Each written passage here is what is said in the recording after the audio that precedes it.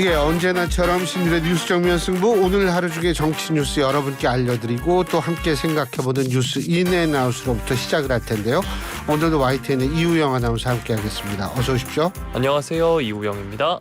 오늘 저는 너무 놀랬고 너무 기분이 안 좋았어요. 네. 그 이성균 씨, 사실은 제가 가장 좋아하는 배우였거든요. 근데 그 가장 좋아하는 이성균 씨가 오늘 결국 그 극단적인 이 결말을 맺어서 정말 하루 종일 씁쓸합니다.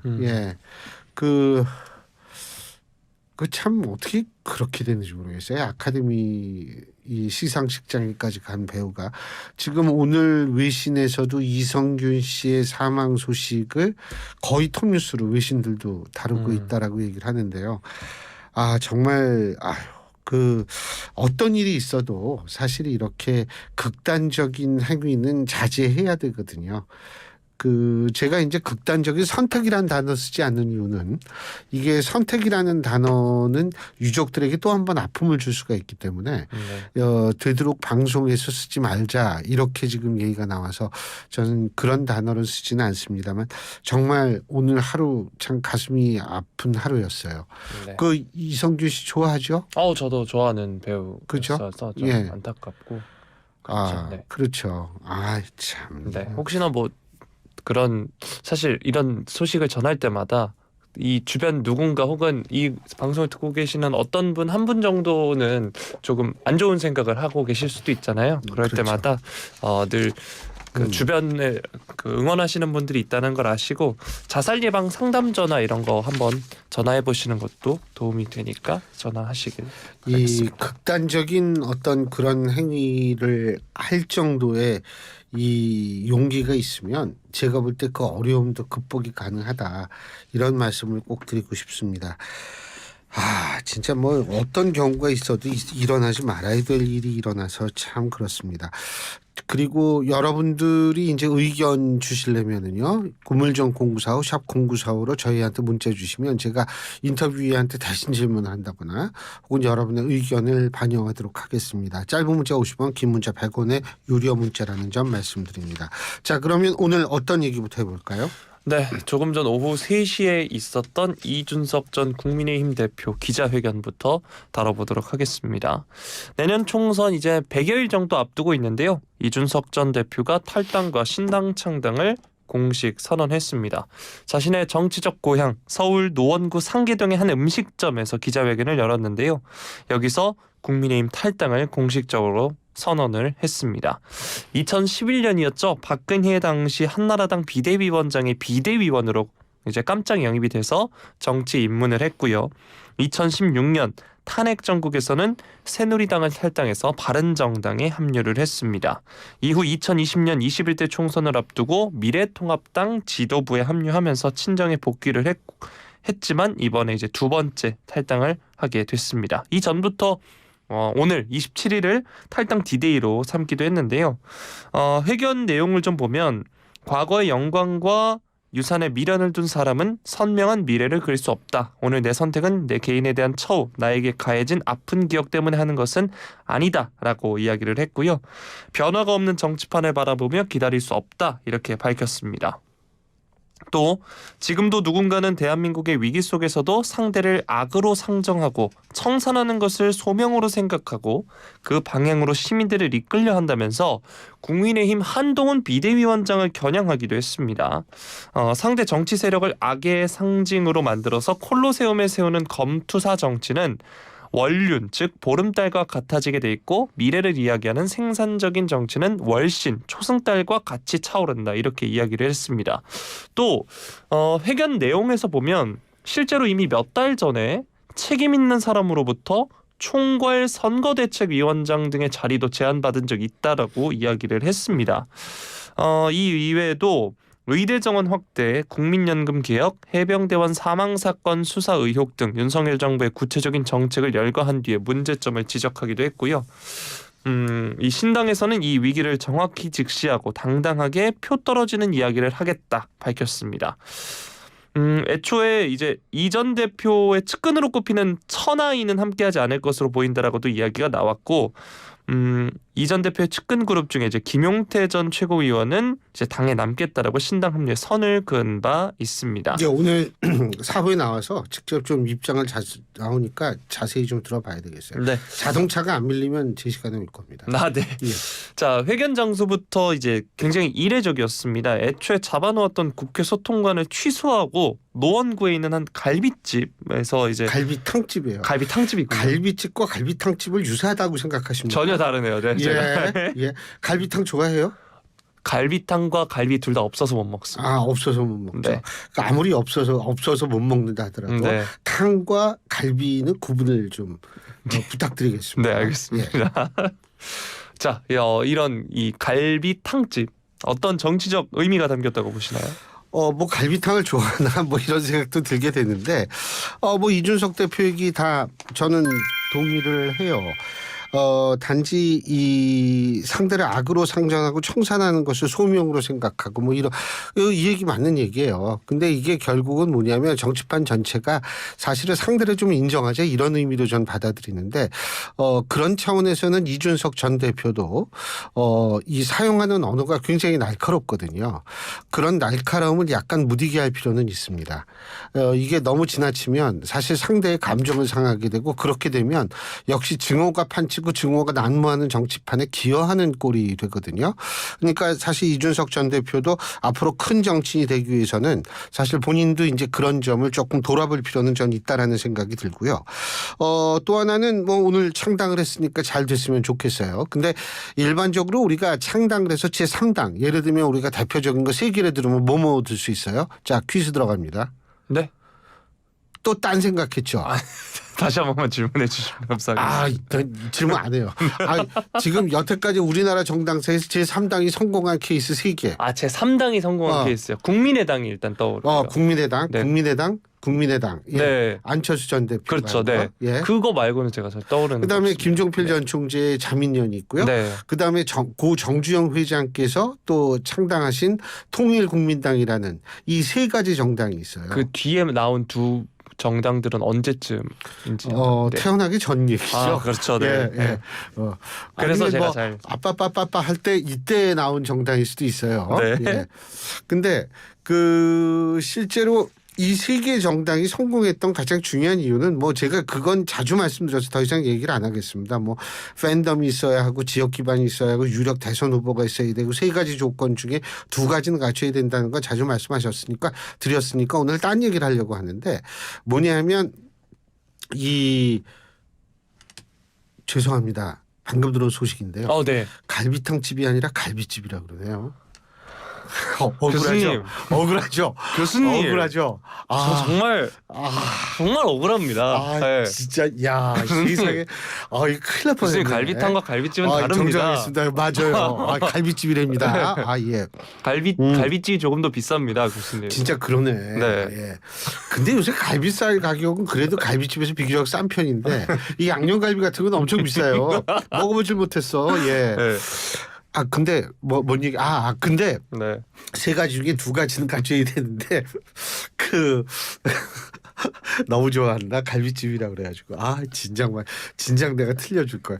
그런데 울지 말고요. 근데 이게요. 이 3가지 정당이 성공하게 된 가장 중요한 그 근본적인 이유는 보통 웃음을 참을 때 무슨 생각을 해요? 예? 애국가를 부르고. 애국가를 불러요. 이런 거 말고 제일 중요한 건 뭐냐면 이 여야 진보와 보수 간의 극단적인 진영 간의 양분화 현상이 나타나지 않았을 때 3당이 성공을 합니다. 왜 그러냐 하면 3당이 성공한다면 중도층이 3당을 선택해야 되는데 중도층은 사실은 굉장히 어떤 면에서 스윙보터 이게 굉장히 이제 분위기에서도 영향을 많이 받고 이렇기 때문에 양분화된 정치 분위기에도 영향을 안 받을 수가 없어요. 이렇게 되면 3당이 참 성공하기 힘든 그런 상황이 될 수 있는데 여기에서 이준석 전 대표가 또 어떠한 그 정치적 전략을 잘 세울지 한번 지켜볼 필요는 있다라고 생각이 들고요. 한 가지 더 말씀드리자면 실제로 이 제3당을 만들어서 이 성공적으로 안착시키기 위해서 가장 지금 이준석 대표가 필요한 것은 뭐냐면 선거제도 개편입니다. 연동형이나 준연동형 이러한 그 제도가 실시가 되면 저는 이준석 대표의 신당도 어느 정도 의미 있는 의석을 확보할 수 있지 않을까라는 생각을 하는데 만일 병립형으로 가게 된다면 제가 볼 때는 좀 상당히 힘든 상황이 될 수도 있다 이런 생각을 말씀을 드리겠습니다. 아유 갈비집이었네. 예. 네. 자 다음 소식 예. 살펴보도록 하겠습니다. 한동훈 비대위원장, 제가 아직도 이제 한동훈 장관이 좀 입에 붙었는데 맞아요. 한동훈 비대위원장 오늘로 이제 취임이 2번째 되는 날입니다. 오늘 이제 국회에서 기자들과 만났는데요. 검사를 그렇게 싫어하면서 왜 검사도 아니고 검사 사칭한 분을 절대 존엄으로 모시는지 묻고 싶다라고 이야기를 하면서 민주당과 이재명 대표를 비판을 했습니다. 이게 이재명 대표가 변호사 시절이던 2002년 분당 파크뷰 특혜 분양 사건 당시 검사를 사칭한 혐의로 기소돼서 150만 원 벌금형을 받은 사실을 거론해서 공격을 한 건데요. 2018년 이 대표가 이 사건과 관련해서 재판에서 위증해달라고 교사한 혐의로도 현재 기소된 상황이고요. 그간 나는 일방적으로 민주당의 질문을 받아왔는데 오늘은 민주당의 질문을 하겠다라면서 이같이 말을 했습니다. 첫째 날인 어제부터 이틀 연속해서 계속해서 날카롭게 각을 세우는 모습인데요. 이제 취임 인사차 이 대표를 언제 만날 것인지에 대해선 예방할 분들이 많이 있다. 국회의장과 부의장을 포함해서 관례에 따라 인사드리려 한다. 이렇게 말을 했고요. 검찰은 국민을 범죄로부터 지키는 국민의 중요한 도구일 뿐 특정한 정치적 목적을 위해 국민의 자산이고 국민의 도구인 검찰을 악마화하는 것은 국민에게 피해가 가는 무책임한 행동이다라고 지적을 했습니다. 또 비대위원 인선 관련해서도 저희가 다뤄드린 적 있는데 이와 관련해서는 우리 사회에서 돈을 벌고 가족을 보호하고 동료 시민에 대한 선의를 가진 분들을 상징하는 분들을 모셔야 된다고 생각한다라고 하면서 이번 주에 비대위가 출범할 수 있도록 최선을 다하겠다 밝혔습니다.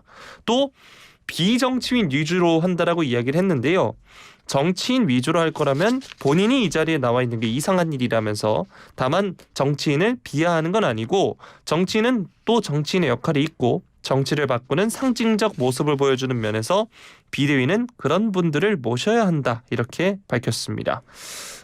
어제 자신의 총선 불출마 선언으로 당내 불출마가 확산할 것으로 보느냐는 질문에 대해서는 출마를 하셔야 할 분은 오히려 출마해야 한다. 불출마 자체가 미덕은 아니다라고 말을 했습니다. 그리고 이제 내일 본회의에 상정되는 특검법과 관련해서도 입장을 밝혔는데 이 소식은 이제 마지막 소식 다룰 때 한번 다뤄보도록 하고요. 한동훈 비대위원장 아직 이제 민주당 이재명 대표와 인사를 나누진 않았는데 민주당을 향해서 이제 거센 발언을 내놨습니다. 어떻게 들으셨나요? 본인이 여의도 사투리 쓰지 않겠다라고 얘기를 하고 5천만의 언어를 사용하겠다 이런 얘기를 했죠.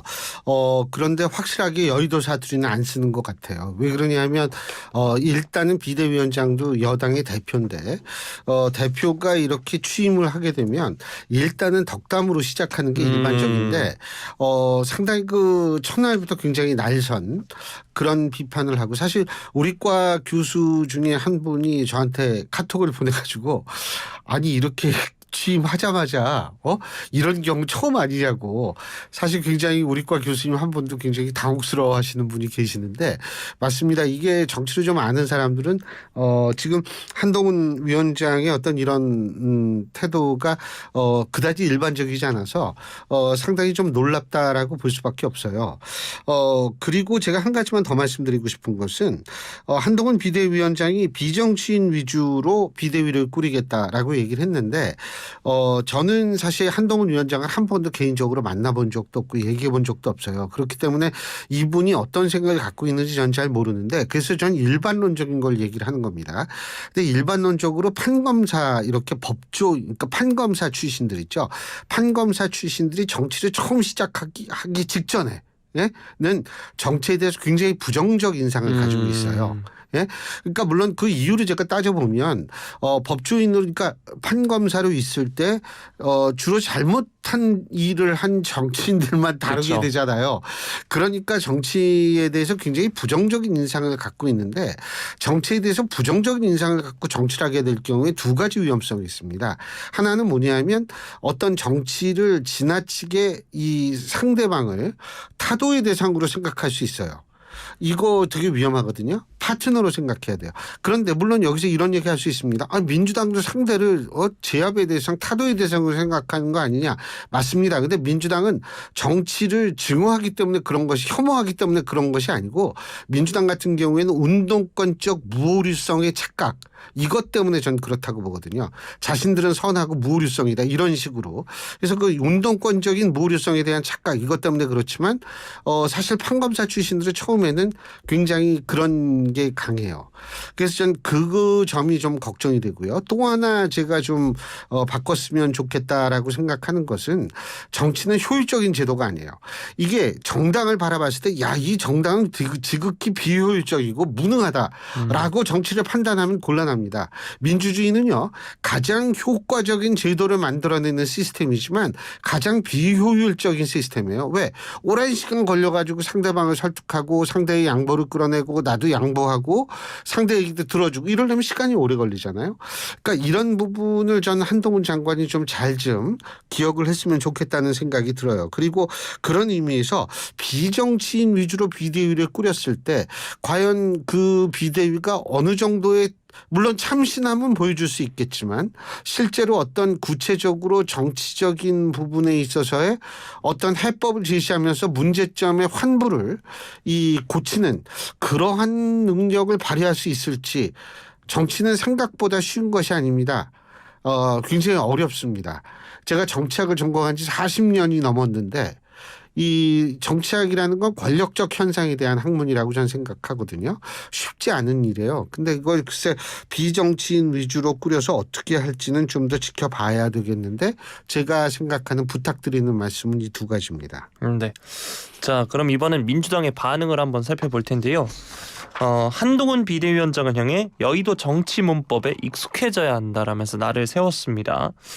박용진 의원은 곧 이 대표를 만나 협력을 다짐하는 덕담을 주고받을 텐데 제정신인가 이야기를 했고요.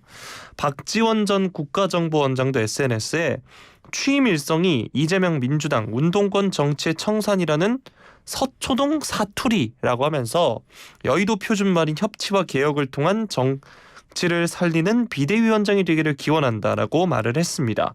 정성호 의원도 어제 회견을 두고 자기의 말은 여의도 문법과 다르다는데 이건 여의도 문법 중에서도 아주 극소수의 극단적인 여의도 문법이다라고 이야기를 했습니다. 민주당은 또 이제 뒤에서도 말씀드릴 이제 김건희 여사 특검법 수용하라고 거듭 촉구를 했고요. 이런 가운데 당 일각에서 민주당 일각에서는 비명계를 중심으로 한 위원장이 총선 불출마를 선언한 데 따라 민주당을 향한 쇄신 요구가 강해질 것이다 이런 목소리도 나왔습니다. 자, 한동훈 위원장이 언급했던 문법과 사투리 이야기가 오늘은 민주당에서 나왔습니다. 최근 이제 OTT에선 충청도 사투리가 굉장히 화제가 되고 있던데. 그래요? 네. 그래요? 네. 그래요? 네. 민주당 비명계에서는 뭐예요? 네. 네? 아니에요. 네. 제가 한 것도 이제 사투리인데 어설펐습니다. 예. 네. 자, 민주당 저희 어머니가 충청도 사람이에요. 저희 어머니도. 그래요? 예. 그러면 우리가 공통점이 있었구나. 예. 그래요? 그렇구만요. 예. 자, 민주당 비명계에선 한 위원장의 불출마 선언을 이야기하면서 민주당에서도 쇄신이 이루어져야 된다 이런 이야기가 나왔습니다. 이 소식 뉴스인 부탁드리겠습니다. 일단 제가 볼 때 민주당이 상당히 좀 긴장을 할 수밖에 없는 상황이다. 이런 거는 분명히 있습니다. 왜 그러냐면 자 어제는 한동훈 비대위원장의 취임사부터 시작을 해가지고 수락사부터 시작을 해가지고 여러 가지로 주목을 받았는데 오늘은 또 이준석 전 대표가 나와서 이 갈비 탕집이 아닌 갈비집에서 이 기자회견을 하면서 또 이게 주목을 받고요. 결국은 이게 보수 쪽에서 계속 매일매일 주목을 받아요. 이렇게 되고서 그러면 본인들의 나오는 거는 뭐냐면 파열음이거든요, 주로. 그러니까 물론 이준석 대표가 탈당하고 신당을 창당하겠다라고 얘기하는 것도 파열음이라고 얘기를 할 수는 있지만 이 내부 파열이 민주당 만만치가 않아요. 한동훈 위원장의 취임은 파열이 아니잖아요. 이쪽은 파열음이 많이 나와요. 왜? 아니 뭐 지금 그 공천 자격 심사 하잖아요. 왜? 그거 가지고 말들이 너무 많아요. 누구는 왜 됐느냐, 이 사람은 왜 안 됐느냐. 그거 가지고 말들이 이 정도로 많이 나오는 경우도 제 기억으로는 그렇게 흔한 경우는 아니에요. 공천 때 그러면 어떻게 되느냐 이런 걱정까지 될 정도인데 그렇기 때문에 민주당도 나름대로 좀 긍정적인 의미의 관심을 받고 싶을 겁니다.